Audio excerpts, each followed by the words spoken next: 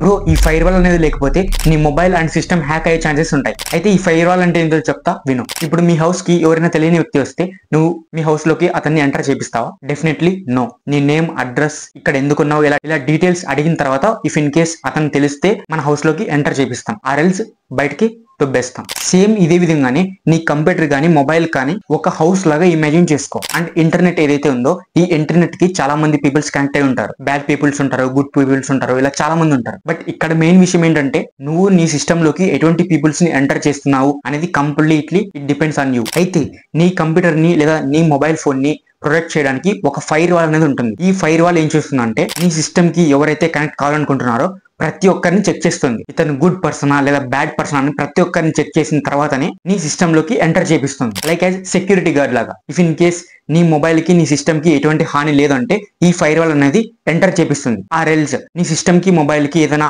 Hack అయ్యే chances ఉన్నాయంటే ఈ ఫైర్ వాల్ అనేది ఆ పర్సన్ ని ఎంటర్ కానివ్వదు. ఇక్కడ person is nothing but reality humans కాదు. ఏదైనా మెసేజెస్ కావచ్చు, పిక్చర్స్ కావచ్చు, వీడియోస్ కావచ్చు, ఏదైనా డేటా కావచ్చు, ఫైల్స్, ఫోల్డర్స్, ఇవన్నీ కూడా మన సిస్టమ్ ని హ్యాక్ చేసే ఛాన్సెస్ కూడా ఉంటాయి. సో అలా కంప్లీట్లీ ప్రతి ఒక్కటి చెక్ చేసేది ఈ ఫైర్ వాల్. ఒకసారి ఊహించుకో, ఈ ఫైర్ వాల్ అనేది లేకపోతే డెఫినెట్లీ నీ యొక్క సిస్టమ్ లోకి ఎవ్వరంటే వాళ్ళు ఎంటర్ అవుతారు అండ్ నీ సిస్టమ్ లో ఉన్న డేటా కూడా లీక్ అవుతుంది. ఇలాంటి కంటెంట్ కోసం మన పేజ్ ని ఫాలో చేసుకోవడం మాత్రం మర్చిపోకు.